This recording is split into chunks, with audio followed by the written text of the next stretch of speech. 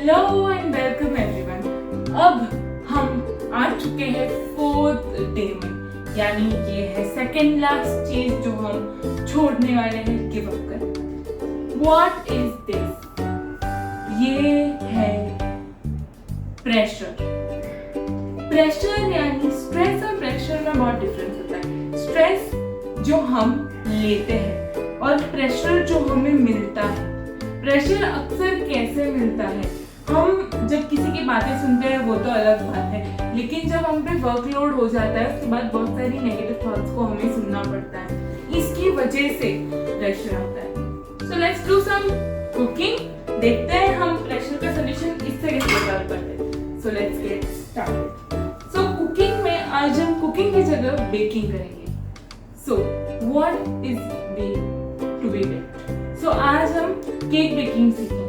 तो cake baking में सबसे पहले क्या होता है, हम जो भी केक का जो बैटर बनाते हैं हम किस में डालते हैं? इस मोल्ड में। तो मोल्ड में डालते हैं, यानी हम अगर हार्ट शेप के मोल्ड में डालेंगे तो केक हार्ट शेप का बन जाएगा। अगर हम इसे स्क्वायर शेप में डालेंगे स्क्वायर शेप का बन जाएगा। वैसे ही मोल्ड हमारी बैटर यानी हमारी सोच में होना चाहिए, क्योंकि हम लोगों की बातों को और सिचुएशंस को कंट्रोल नहीं कर सकते, पर हम हमारे रिएक्शंस को उसके हिसाब से मॉडिफाई जरूर कर सकते हैं। हमें रिएक्शंस को, सिचुएशन को, हमारे रिस्पॉन्स को मॉडिफाई करना होगा उस हिसाब से। कब, क्या, कैसे बोलना है। हम जानते हैं कि स्ट्रेस हो जाता है, लेकिन कभी कभी हमें मोल्ड करना पड़ता है। तो हम जब मोल्ड हो जाते हैं इसके बाद हम उसको बेक करते हैं। प्रेशर और प्रेशर कुकर बहुत कनेक्टेड है। प्रेशर कुकर को जैसे रिलीज किया जाता है प्रेशर को उसमें से, वैसे ही हमें भी हमारे अंदर से प्रेशर को रिलीज करना है, क्योंकि प्रेशर होता नहीं है, हम ले लेते हैं। लोग देते हैं, हम ले लेते हैं। क्यों? There is no use of this. So जब हम बैटर डालते हैं ना, तब ये सारी मेजरमेंट्स होती है। मेजरमेंट्स की हेल्प से हम मेजर कर पाते हैं कि कब, क्या, किस क्वांटिटी में डालना है। तो वैसे ही हमें भी यही मेजर करना है कि कौन सी सिचुएशन में हम किस तरह रिस्पॉन्स कर रहे हैं। Everything is based on response. इसके बाद जब केक बन जाता है हम इसमें क्रीम डालने की कोशिश करते हैं। तो क्रीम डालने के लिए सबसे पहले इस क्रीम को बीट करना पड़ता है। मेरे खुद के कुकिंग के एक्सपीरियंस के हिसाब से मुझे बीटिंग ठीक से नहीं हो पाती थी, तो ये एक सिचुएशन थी। इसको कैसे रिस्पॉन्ड करना है? अब जब बीटिंग ठीक से नहीं हो रही है तो फ्रॉस्टिंग कैसे होगी, जब हम आइसिंग कैसे करेंगे? तो उसके लिए कुछ और सोल्यूशन लेके आओ। Icing is not the only thing, without icing also you can decorate the cake. तो इसी से मैं सीखने लगी, धीरे धीरे आइसिंग भी सीख गई। वैसे ही हमें भी क्या करना है, हम एक चीज नहीं सीख सकते, तो हम धीरे धीरे दूसरी चीज भी कर ही सकते हैं। इसके बाद हम क्या करते हैं, हम कलर्स डालते हैं। What are these colours?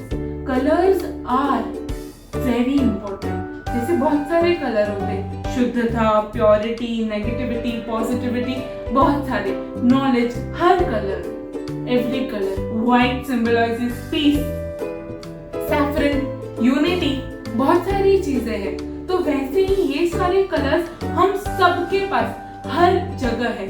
Negativity का कलर भी सब जगह है, लेकिन हमारा जो प्योरिटी का व्हाइट कलर है, यानी जो हमारे क्रीम में है ना, वो कभी भी अपने अंदर का जो स्वाद है वो कभी नहीं भूलता। वो कलर्स आते जाएंगे पर उसका टेस्ट कभी चेंज नहीं होगा। It never changes the taste. Colour बाहर से कैसे भी दिखे, अंदर से कैसा है वो इम्पोर्टेंट है।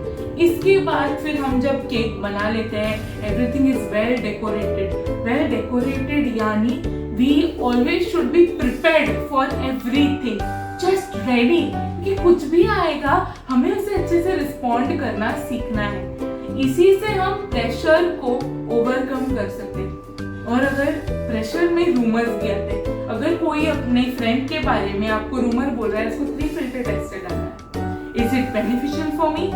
If it's no, then don't tell me. The second filter, is it good or bad? If it's bad, then don't tell me. Is it tested? Is it true?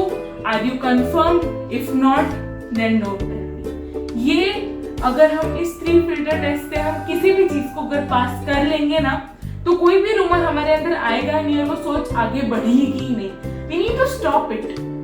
सो सबसे पहले सोच के हमें रूमर को आगे बढ़ाना है और रूमर को लेना ही नहीं है। So always be with AV Supermind. Like, share and subscribe. नीचे दिए गए टैग में सारे सोर्सेस में आप हमें कांटेक्ट कर दीजिए। And thank you very much. All the very best. Stay tuned for day 5।